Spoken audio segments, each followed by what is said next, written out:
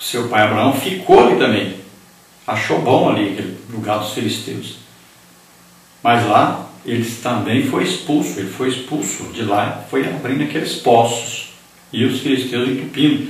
Por quê? Plano de Deus, foi julgando ele de volta, empurrando ele de volta para a terra prometida. Senão ele ficava lá.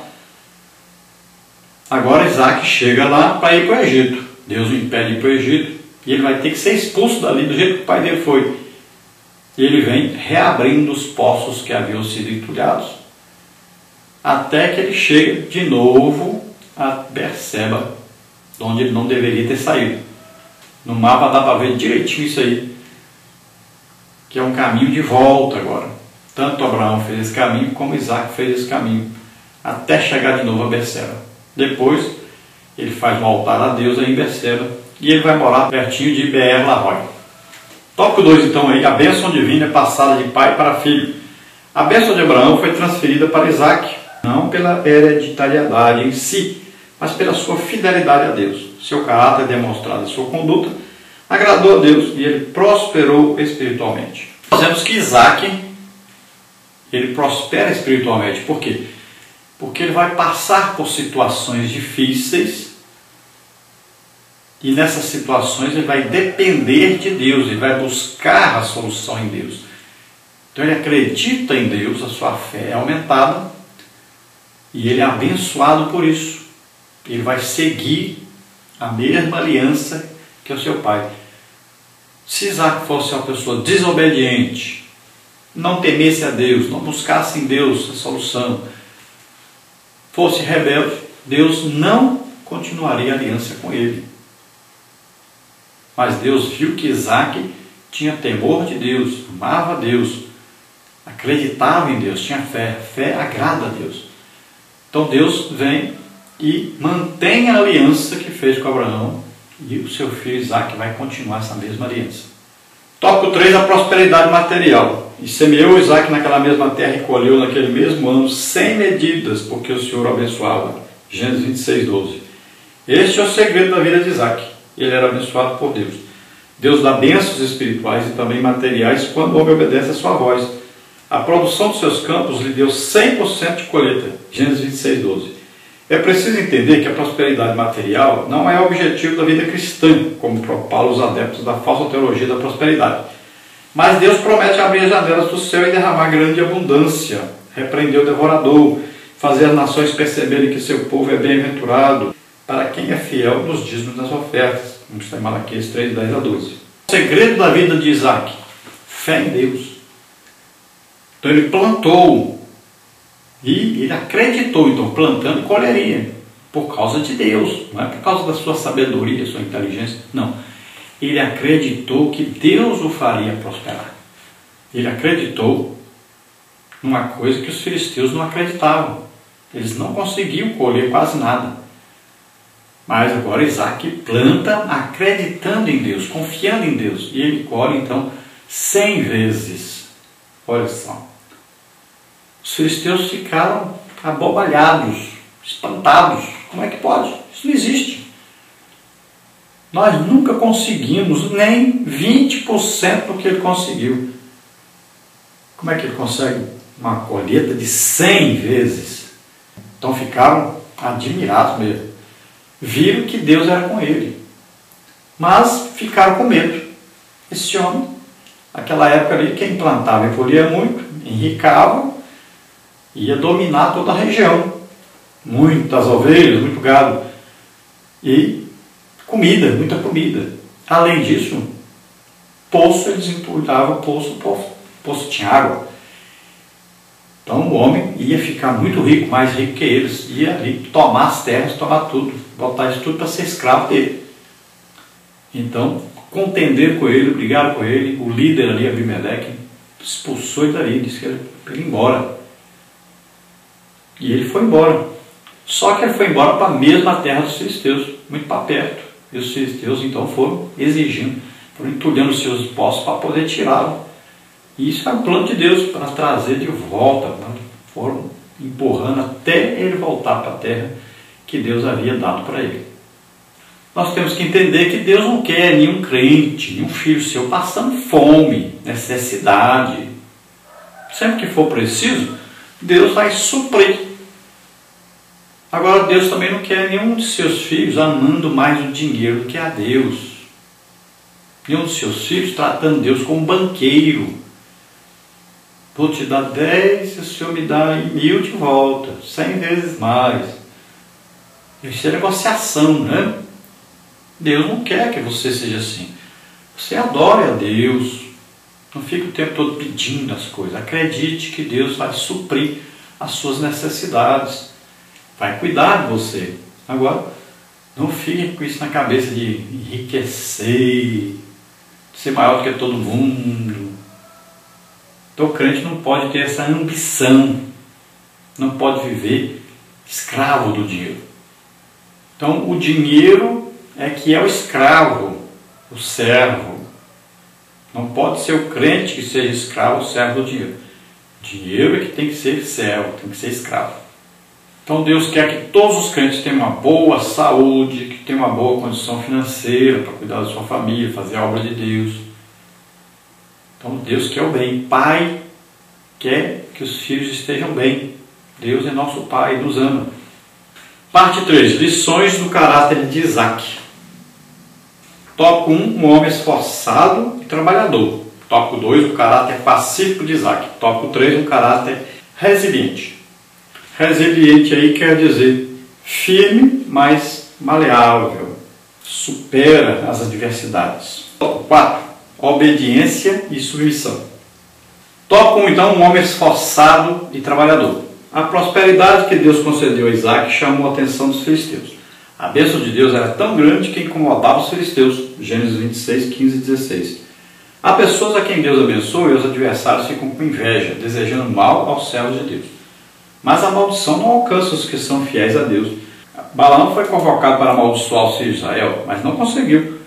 Como amaldiçoarei o que Deus não amaldiçoa? Números 23, 8. Deus converteu a maldição em bênção. Neemias 13, 2b. E Provérbios 10, 22. Então olha só, quando Isaac prospera muito, colhia muito, tinha água, muito gado, muitos servos, o que aconteceu?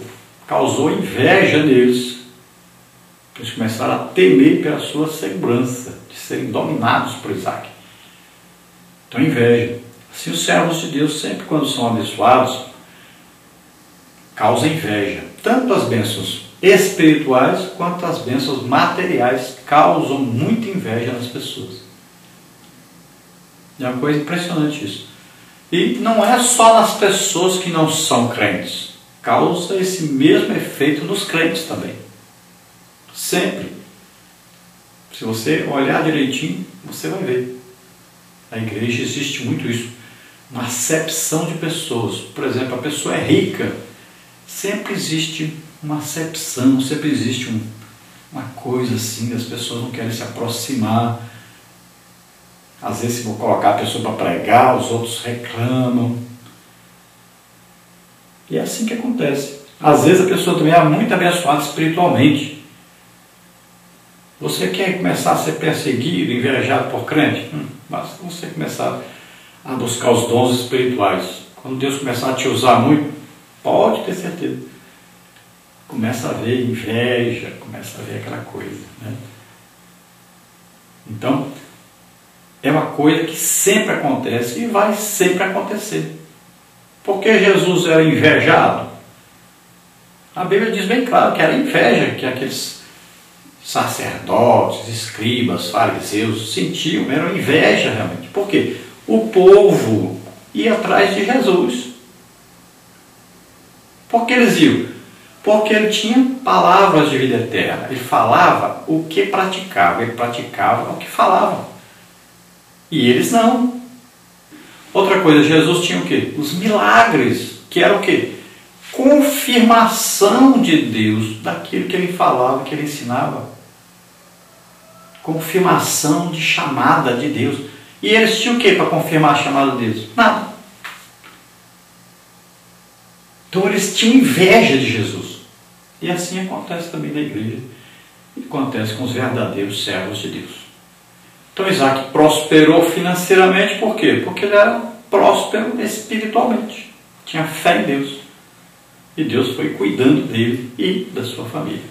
Tópico 2, o caráter pacífico de Isaac. Ao sofrer terrível oposição dos invejosos e se aconselhado a sair do lugar onde prosperara, Isaac não fez questão alguma. Foi habitar no vale de Gerar, Gênesis 26, 17. Honrando o nome e a memória de seu pai, Isaac reabriu os poços que seu pai abrira e foram tapados pelos filisteus. E chamou os poços os mesmos nomes dados por Abraão, Gênesis 26, 18. Os pastores de Gerar questionaram os outros poços que Isaac abrira, mas ele não os confrontou. Gênesis 26, 19 e 21.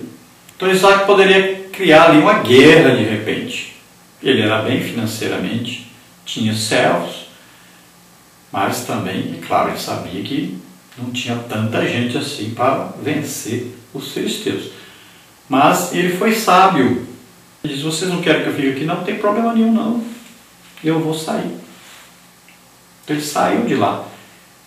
Mas só que ele não saiu da terra dos filisteus. Ele foi para próximo dali. E ele vai para onde? Ele para onde existe o quê? Um poço que seu pai tinha aberto. Então ele vai seguir. O caráter faz isso, né? O caráter faz com que a pessoa queira imitar aquele que formou o caráter dele. Então ele vai imitar o seu pai. Então ele vai reabrir o poço que seu pai abriu e estava entulhado. Abraão havia aberto aquele poço.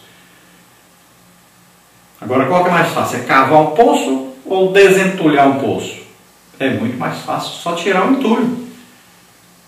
Então ele achou o poço e ele vai tirar a terra, as pedras que os filisteus haviam jogado lá dentro para entupir o poço.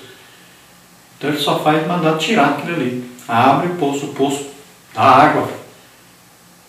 E os filisteus falam: não, ele está muito perto de nós. Já vai invadir e tomar tudo. E vão atrás, contendem com ele: não, nós queremos que você saia daqui. E ele concorda de novo. Ele não quer briga. Então ele vai, sai mais um pouquinho, mas ainda estava na terra dos filisteus. E eles de novo vêm e entulham o poço. De novo. Era o poço que Abraão tinha aberto. Isaac tinha desentupido agora. Mas eles vêm contender de novo, brigar de novo. Eles criam inimizade ali entre eles. Mas Isaac sai dali. Tudo bem, eu vou sair. Era plano de Deus. Isaac tem que voltar para a terra de Canaã. E os filisteus são só usados para isso. Às vezes você não entende pelo que você está passando. Às vezes uma perseguição, tanto da igreja como dos de fora da igreja, situações difíceis, você não entende. É Deus arrumando tudinho para levar você para o lugar que Ele quer que você esteja, para a situação que Ele quer que você esteja, para Ele poder te usar, para Ele poder cumprir um plano que Ele tem na sua vida. Então nós vemos aí, você pode olhar no mapa que Isaac vai voltando, os filisteus vão atrás, entupindo os poços, até que eles param de entupir com o poço. No terceiro poço, o poço de Reobote, eles param de entupir, e depois ainda Isaac vai abrir outro poço em Berseba, de onde ele não deveria ter saído, e aí eles acham água agora, um novo poço, que agora não era seu pai que tinha aberto, mas abre mais um poço e acha água, e depois Isaac ainda vai morar ali, perto de Belaroi. Tópico 3, um caráter resiliente. O que é um caráter resiliente aí? Então, um caráter que é capaz de adaptar-se a mudanças, às adversidades, enfrenta então a adversidade, mas consegue sair delas, consegue resistir ao choque, aquele que consegue sair de um problema difícil, devido à atitude sábia que ele toma para sair dessa situação. E a atitude sempre é o quê? Paciência, né? Perdão, longanimidade. Aí o que? Vem o fruto do Espírito em ação. Então o tópico 3, o caráter resiliente. Veja aí, após perder a posse de 2 poços, Isaac não desistiu. Mais do que resistente, ele foi resiliente. Soube enfrentar as oposições sem se exasperar. Soube praticar a longanimidade. Gálatas 5:22. Continuou mandando abrir poços. Partiu dali, cavou outro poço e não porfiaram sobre ele. Por isso chamou seu nome Reobote e disse: porque agora nos alargou o Senhor e crescemos nessa terra. Gênesis 26, 22 e 23. Era o posto do alargamento concedido por Deus. Livre da contenda, Isaac subiu dali a Berseba. Gênesis 26, 28 e 29.